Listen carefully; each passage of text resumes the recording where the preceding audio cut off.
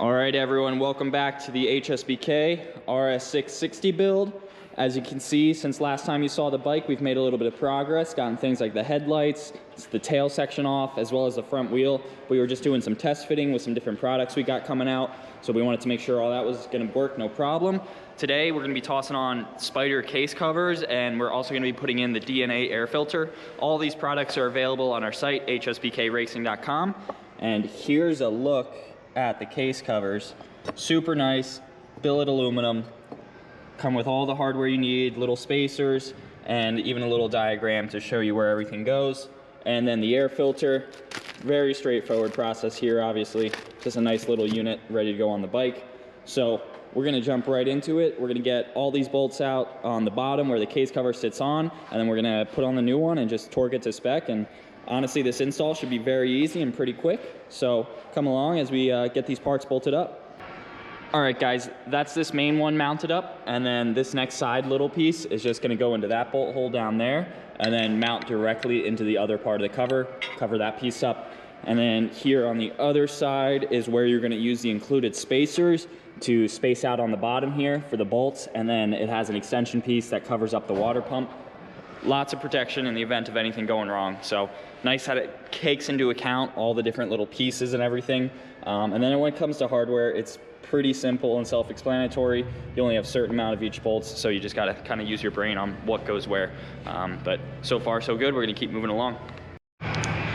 All right, that's the little side cover mounted, and now all there is, torque it to spec. For those curious, I'm torquing all these to 10 Newton meters. That's always kind of the rule of thumb with case cover bolts and everything else. You really don't want to strip any of these out, especially on a brand new bike. So 10 Newton meters is what we're going with. All right, that's the left side all mounted up. I got everything torqued.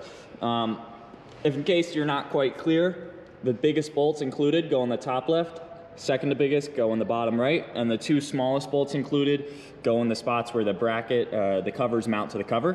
So that's pretty simple. Again, 10 Newton meters all the way around, but really, really nice quality on these things. Super impressed, and again, just covering all the important components in case of a crash. Should really save you a lot of headache and hassle. Instructions, pretty self-explanatory. As always, super nice Spider products. All right, so that's the case covers finished up. Next, we're gonna be diving into the Airbox and pulling off the top and just tossing in this nice DNA air filter. Comes pre-oiled and everything, so it's literally just undo some Phillips screws, drop that in there, and she's good to go. So I'm gonna grab the screwdriver, get that pulled off. All right, so I got the top of the Airbox off here. There's a little plastic slider here that you gotta just kind of pull out. That's what keeps the air filter sandwiched in there. So once you pull that out, air filter pops out, no problem. Here's the stock one.